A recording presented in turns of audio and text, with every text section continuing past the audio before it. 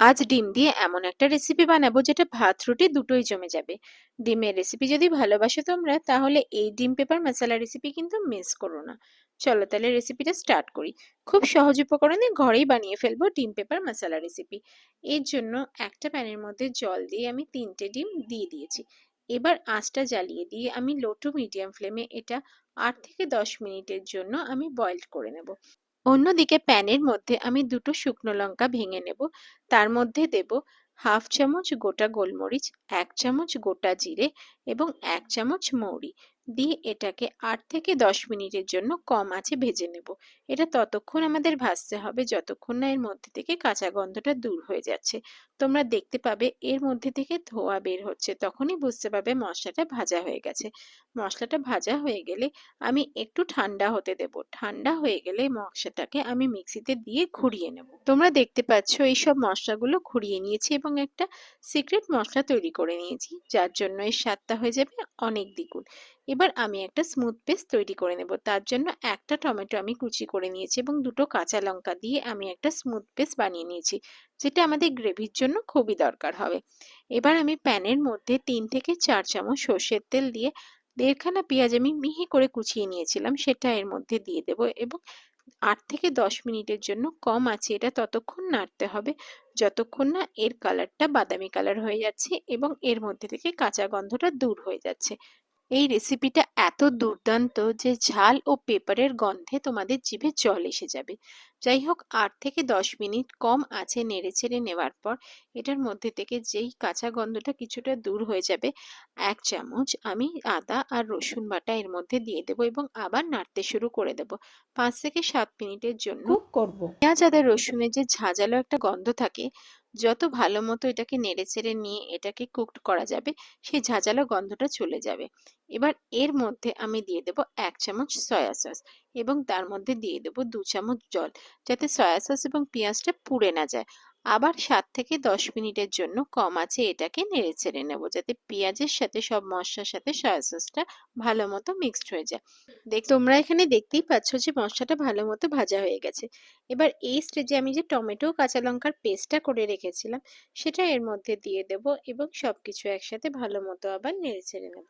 যেহেতু মিক্সি ধোয়া জলটা আমি এর মধ্যে দিয়ে দিলাম, তাই এর মধ্যে নুনটা কম হতে পারে। সেজন্য একটু দেখে নিয়ে আমি স্বাদ অনুযায়ী এর মধ্যে নুন দিয়ে দেব এবং আবার সবকিছু একসাথে ভালো মতো নেড়েচেড়ে এটা 5 থেকে 7 মিনিটের জন্য একদম কম আঁচে এটা ঢাকা দিয়ে আমি কুকড হতে দেব। এই রেসিপিটা আমার বাড়িতে এত জনপ্রিয় যে প্রতি উইকেন্ডেই এই রেসিপিটা আমাকে বানাতে হয়। এই রেসিপিটা রুটি, পরোটা বা পোলাও যে কোনো কিছুর সাথেই জাস্ট জমে যাবে।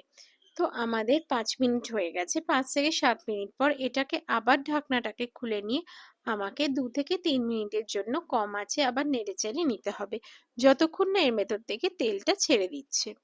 1 কাপ জল দিয়ে দেওয়ার পর এটাকে 5 থেকে 7 মিনিটের জন্য মিডিয়াম আঁচে ফুটিয়ে নেব, যাতে মশলার সাথে জলটা ভালো মতো মিশে যায় এবং একটা সুন্দর ঝোল তৈরি হয়ে যায়। ঝোলটাকে ঠিকঠাক কুকড হওয়ার জন্য আমি ঢাকনা দিয়ে 5 থেকে 7 মিনিটে কম আঁচ করে এটাকে আমি হতে দেব। 5 থেকে 7 মিনিট পর ঢাকনাটা খুলে নেব এবং এর মধ্যে দিয়ে দেব কিছু মশলা। তোমরা দেখতে পাচ্ছ যে কাঁচা গন্ধটা দূর হয়ে গেছে। এবার এই স্টেজে দিয়ে দেব হাফ চামচ কাশ্মীরি লঙ্কার গুঁড়ো, হাফ চামচ জিরের গুঁড়ো, হাফ চামচ ধনের গুঁড়ো এবং হাফ চামচ হলুদ দিয়ে সবকিছু আবার ভালো মতো একসাথে মিশিয়ে নেব এবং এটাকে আরো 10 মিনিটের জন্য কম আঁচে আমি হতে দেব। এটা ততক্ষণ কম আঁচে ঢাকনা দিয়ে আমাদেরকে হতে দিতে হবে যতক্ষণ না পর্যন্ত এর মধ্যে থেকে তেল ছাড়া আরম্ভ করবে। অন্যদিকে 10 মিনিট পর ডিমগুলো বয়েলড হয়ে গেলে ঠান্ডা জলের মধ্যে এটাকে মিনিট 15 জন্য রেখে দেব। এরপর ডিমের খোলাগুলোকে আমি ছাড়িয়ে নেব। আমাদের এখানে একটা খেয়াল রাখতে হবে, ডিমের খোলাগুলোকে খুব আস্তে আস্তে ছাড়াতে হবে, যাতে ডিমের সাদা অংশটা কোনো ভেঙে না যায়। এবার প্রত্যেকটা ডিমকে 1/2 করে ছুরি দিয়ে আস্তে আস্তে কেটে আমরা একটা পাত্রের মধ্যে রেখে দেব। আমি এখানে সাধারণ পোল্ট্রির ডিম ব্যবহার করেছি। তোমরা চাইলে দেশি মুরগির ডিম দিয়েও রান্নাটা করতে পারো। দেশি মুরগির ডিম দিলে স্বাদটা আরো ভালো হবে।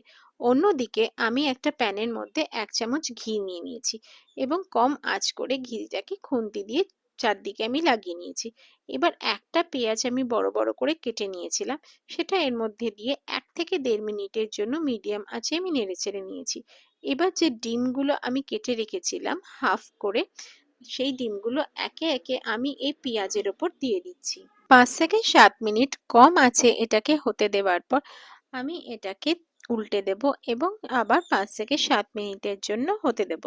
এর সাথে সাথে পেঁয়াজগুলোকে আমাদের নেড়েচেড়ে নিয়ে উল্টে পাল্টে দিতে হবে, যাতে ডিমের কুসুম থেকে ডিমের সাদা অংশটা আলাদা না হয়ে যায়, সেটা আমাদেরকে খেয়াল রাখতে হবে। ডিমগুলোকে উল্টে পাল্টে টস্ট করার পর আমাকে এর মধ্যে দিয়ে দিতে হবে স্বাদ অনুযায়ী নুন এবং সামান্য গোলমরিচ গুঁড়ো দিয়ে 5 থেকে 7 মিনিটের জন্য এটাকে আমার কুকড হতে দিতে হবে।